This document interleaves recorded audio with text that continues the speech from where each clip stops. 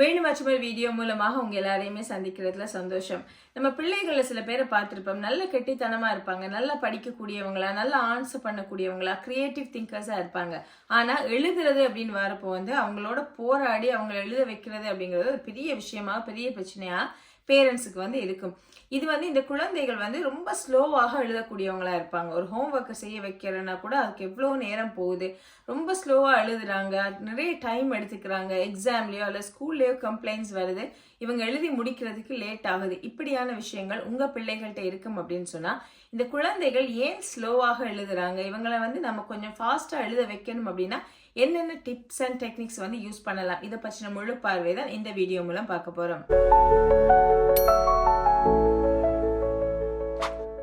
இந்த சேனலை முதல் தடவையாக பார்க்குறீங்க அப்படின்னு சொன்னால் இதை சப்ஸ்கிரைப் பண்ணிக்கொள்வது மூலமாகவும் உங்களோட ஃப்ரெண்ட்ஸ் அண்ட் ஃபேமிலியோட ஷேர் பண்ணிக்கொள்வது மூலமாகவும் தொடர்ந்தும் இந்த சேனலுக்கு ஆதரவு தருவீங்க அப்படின்னு சொல்லி நம்புகிறேன்.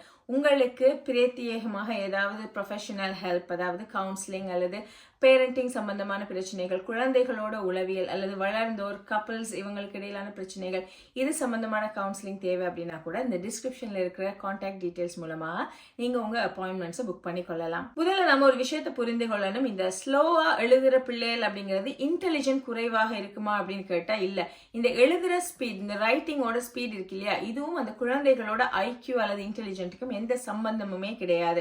ஸோ உங்க பிள்ளை நல்ல இன்டெலிஜென்டான குழந்தையா இருந்தா கூட ஸ்லோவா எழுதக்கூடிய வாய்ப்புகள் இருக்கும்.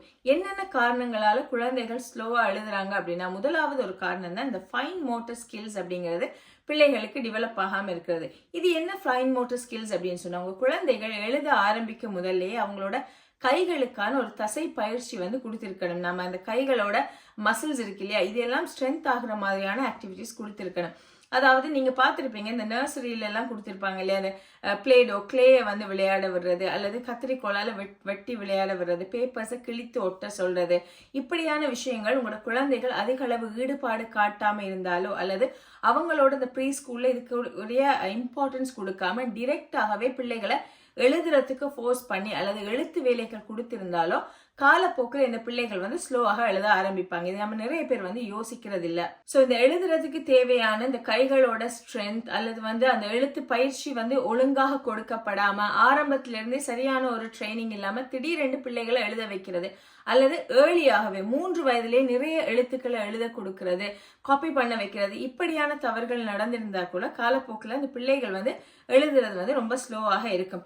அடுத்த காரணம் தான் இந்த பெர்ஃபெக்ஷனிஸ்ட் அப்படின்னு சொல்லுவோம் இல்லையா, பிள்ளைகள் பெர்ஃபெக்டாக செய்யணும் அப்படிங்கறத எழுதணும் அப்படிங்கறதுல கருத்துடைய பிள்ளைகள். இது குழந்தைகளுக்கு நாம கொடுக்கிற ப்ரெஷரால கூட இருந்திருக்கலாம். பேரண்ட்ஸோ டீச்சர்ஸோ எப்பவுமே அழகாகத்தான் எழுதணும், ஒழுங்காகத்தான் எழுதணும், லைன்லயே எழுதணும் அப்படின்னு சொல்லி ஓவராக ப்ரெஷர் கொடுக்கிற நேரம் அந்த பிள்ளைகள் என்ன செய்வாங்க அப்படின்னு சொன்னா அழித்து எழுத தொடங்குவாங்க. அதை ரப் பண்ணி அதை எழுதுவாங்க அல்லது அதற்குரிய நேரத்தை அதிகமா எடுத்துக்கொள்வாங்க. ஒவ்வொரு எழுத்தையும் பார்த்து எழுதுவாங்க, கவனமாக எழுதணும் அப்படின்னு, மிஸ்டேக்ஸ் விடக்கூடாது அப்படிங்கிறதுக்காக எழுதுவாங்க. சில பேர் சில ஸ்கூல்ஸ்ல ப்ரீ ஸ்கூல்ஸ்ல இருக்கிறதா நான் கேள்விப்பட்டிருக்கேன். இரேசர் கூட கொடுக்க மாட்டாங்களாம், ஏண்டா அதை நீங்க அழிக்க கூடாது எழுதணும் அப்படின்னு. இப்படி அந்த குழந்தைகள்ல ஒரு ப்ரெஷரை நாங்க திணிக்கிற நேரம் பெர்ஃபெக்டாக எழுதணும் அப்படிங்கிறதுக்காகவும் இந்த பிள்ளைகள் எழுதுறதுல ஸ்லோவாக ஆரம்பிப்பாங்க. அடுத்த காரணம் தான் சில குழந்தைகள் ஒரு இன்ஃபர்மேஷனை ப்ரோசஸ் பண்றதுக்கே அதிக நேரம் எடுத்துக்கொள்வாங்க.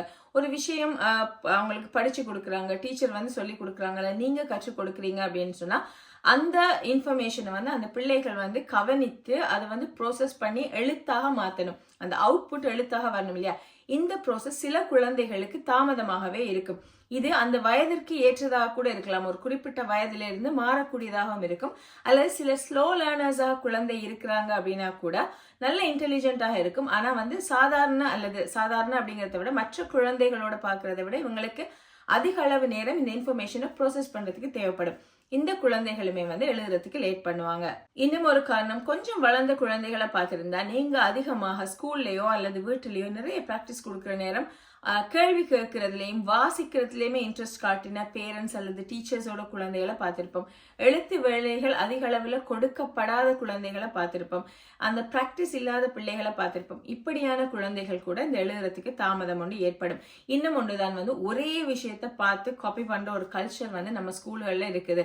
அதாவது ஒரு சொல்லோ அல்லது வசனத்தையோ எழுதிட்டு அதை பார்த்து ரிப்பீட் பண்ணுங்க, அந்த இப்ப இந்த பூ அழகானது அப்படின்னு சொல்லி எழுதியிருந்தாங்கன்னு சொன்னா அதை பார்த்து 10 தடவை எழுது, 20 தடவை எழுது, இப்படியான விஷயங்கள் கொடுத்திருப்பாங்க. இது உண்மையிலேயே ஒரு லேர்னிங்காக இருக்குதான்னு சொன்னா இல்லை. ஏண்டா அந்த பிள்ளைக்கு வந்து அது அந்த எழுத்து என்னன்னு தெரியும். அது ஒரு போரிங், ஒரு 2வது 3வது லைன் போறப்பவே ஏதோ கடமைக்கு எழுதி முடிக்கணும் அப்படிங்கிறதுக்காக எழுதும்.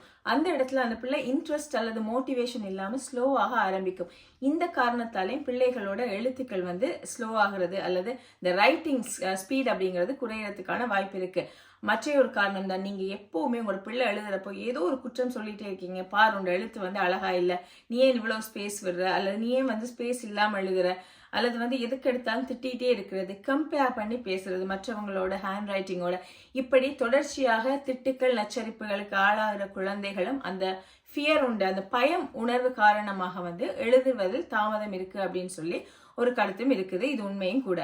இன்னும் சில பிள்ளைகளை பார்த்திருப்போம் வந்து கொஞ்ச நேரம் எழுதுறப்பவே அந்த கைகள் வந்து டயர்ட் ஆகும், அவங்களுக்கு இந்த கை வலி அதெல்லாம் வரும். அதாவது பென்சிலோட கிரிப் சரியாக இல்லாத விடத்துலயும் வந்து இந்த மாதிரி பிரச்சனைகள் வரும். இப்ப இருக்கிற அந்த ஃபேன்சி பென்சில்ஸ் இருக்கு இல்லையா, ஒரு வித்தியாசமான கலர் உருவங்கள் இருக்கிற பென்சில்கள், இது பிள்ளைகளோட எழுத்துக்களுக்கு அல்லது ஆரம்ப பயிற்சிக்கு உகந்ததல்லாத பென்சில்ஸை வந்து பிள்ளைகளுக்கு கொடுக்குற நேரம், இந்த ஸ்டைலா இருக்கு அப்படிங்கிறதுக்காக யூஸ் பண்ற நேரம், இது சரியான ஒரு எழுத்தை வந்து அவங்களால எழுத முடியாம இருக்கும். இது வந்து ஒரு பாரமான பென்சிலா இருக்கலாம், தடிப்பமான பென்சிலா இருக்கலாம். இது பிள்ளைகளுக்கு கஷ்டமா இருக்கிற நேரம் அந்த கையில வந்து ஒரு டயர்ட்னஸ் வந்து பிள்ளைகள் உணர ஆரம்பிக்கும், ஒரு பெயின் கூட வர ஆரம்பிக்கும். இதனாலேயுமே வந்து ஸ்லோவாக பழகி நீங்க நார்மலாவே ஒரு பென்சிலை ரீப்ளேஸ் பண்ணினா கூட அந்த குழந்தைகளால ஃபாஸ்டா எழுத முடியாம ஒரு ஸ்லோ பேஸ்லயே அவங்க போறதுக்கான வாய்ப்பும் இருக்கும். இப்ப இப்படி ஸ்லோவாக எழுதுற குழந்தைகளுக்கு என்ன மாதிரியான டிப்ஸ் அண்ட் டெக்னிக்ஸ் நாங்க யூஸ் பண்ணலாம் அப்படின்னு சொல்லி பார்க்கலாம். முதலாவது, நம்ம குழந்தைகளோட இந்த ஃபைன் மோட்டர் ஸ்கில்ஸ் இருக்கு இல்லையா, இதை வந்து நாங்க அதிகரிக்கணும். நிறைய ஆக்டிவிட்டிஸ் நீங்க கொடுக்கலாம். ஆனா மெயினாக நீங்க வீட்டிலேயே ஈஸியாக கொடுக்கக்கூடியது அப்படின்னா இந்த கிளே விளையாட விடுறது, அல்லது நீங்க ஒரு நம்ம ரொட்டி செய்யறதுக்கு யூஸ் பண்ற மாதிரி மாவும் தண்ணியும் போட்டு அது பிசைஞ்சு வந்து அந்த பிள்ளைகளை அந்த மாதிரியான ஆக்டிவிட்டிஸை வந்து குழந்தைகளுக்கு கொடுக்கறது.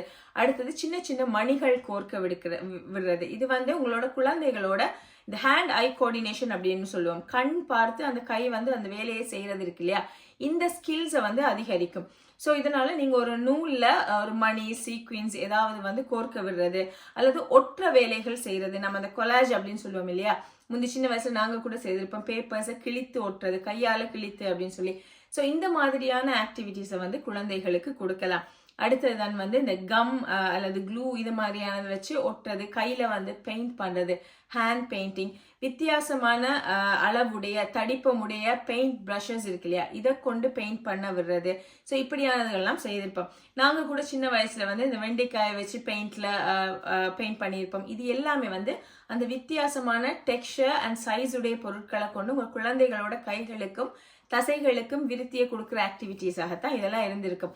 அடுத்தது கத்திரிக்கோள், குழந்தைகளுக்கு பொருத்தமான சிசர்ஸ் வந்து இப்ப மார்க்கெட்ல இருக்கு. ஸோ அந்த மாதிரியான சிசர்ஸை கொண்டு சின்ன வயசுல இருந்தே பிள்ளைகளை பேப்பர்ஸ் கட் பண்ண விடுறது, கிழித்து விளையாடுறது, இப்படியான விஷயங்களை கூட நாங்க என்கரேஜ் பண்ணலாம். அதோட பேரண்ட்ஸ் புரிந்து கொள்ளணும், இந்த பென்சில் கிரிப் அப்படிங்கிறது வந்து வித்தியாசமாக இருக்கும். எப்பவுமே எல்லா குழந்தைகளும் ஒரே மாதிரி பென்சிலை பிடிப்பாங்க அப்படின்னு இல்லை.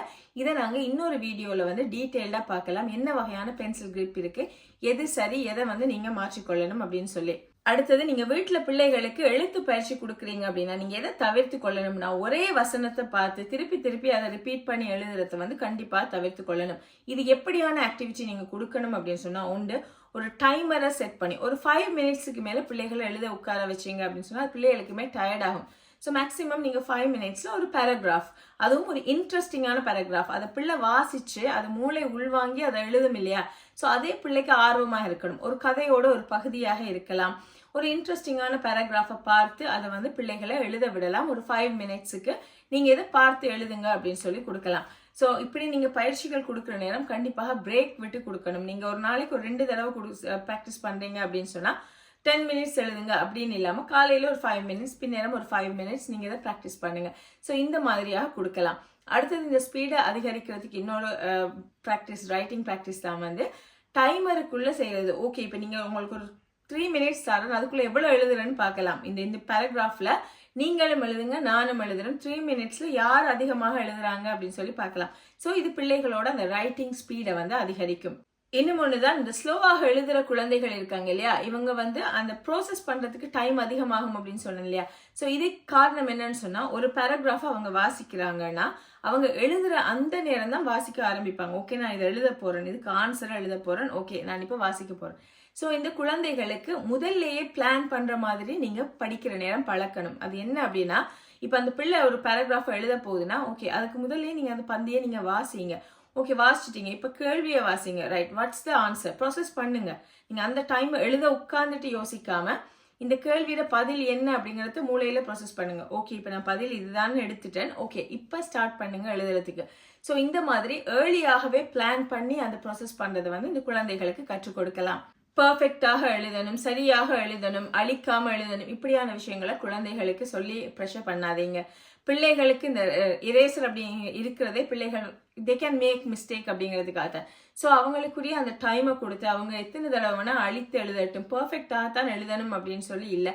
அல்லது வந்து அவங்க ஒரு விஷயத்தை எழுதிட்டாங்க, ஒரு சின்ன ஒரு லெட்டர்ல ஒரு சின்ன ஒரு இது வந்துருச்சு, ஒரு மார்க் வந்துருச்சுன்னு சொன்னா ஓகே அதை மட்டும் அழிங்க. ஸோ இப்படியான விஷயங்களை கற்றுக் கொடுங்க. நீங்க பர்ஃபெக்டாக இருக்கணும்னு சொல்றப்போ ஒரு பிள்ளை வந்து ஒரு வசனத்தை எழுதினா அந்த வசனத்தையுமே அழிக்கக்கூடிய குழந்தைகளை நாங்க கண்டிருப்போம்.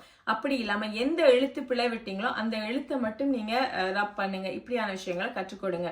அடுத்தது இந்த பென்சிலை பிடிக்கிறது எப்படி, அல்லது சிட்டிங் பொசிஷன் எப்படி உட்கார்ந்து உங்களோட பிள்ளைகள் எழுதுறாங்க, நிலத்துல உட்கார்ந்து சில பிள்ளைகள் படுத்துட்டு எழுதுவாங்க. இதெல்லாம் வந்து அந்த பிள்ளைகளோட அந்த எழுத்தையும் பாதிக்கும், எழுதுற ஸ்பீடையும் பாதிக்கும். பென்சில் அவங்க எப்படி பிடிக்கிறாங்க, அந்த கிரிப் எப்படி அப்படிங்கிறது கூட பாதிக்கும். ஸோ இந்த பென்சில் கிரிப் அப்படிங்கிறது வந்து ஒரு பெரிய சாப்டர். நம்ம வந்து அதை எப்படி சரியான முறையில் கைட் பண்றது அப்படிங்கிறத இனி வரும் வீடியோக்களை பார்க்கலாம். ஸோ உங்க பிள்ளைகள் இருக்கிற பொசிஷன் இருக்கு இல்லையா, இதை கவனிச்சு கொள்ளுங்க. சரியான ஒரு சீட்டிங் பொசிஷன்ல அவங்களுக்கு சரியான ஒரு கதிரையோ ஒன்று மேசையோ ஒன்றோ கொடுத்து அதில் வச்சு எழுத பழக்குங்க, அவங்களோட உயரத்திற்கு ஏற்ற மாதிரி. ஸோ ரஷ் பண்றதை நிறுத்திட்டு நம்ம பிள்ளைகளை இன்னொருத்தரோட கம்பேர் பண்ணாம எப்பவுமே அழகு ஸ்பீட் மட்டும்தான் முக்கியம் அப்படின்னு இல்லாம பிள்ளைகளோட கான்செப்ட் அப்படிங்கறது முக்கியங்கிறத பேரண்ட்ஸ் வந்து கவனிக்கணும்.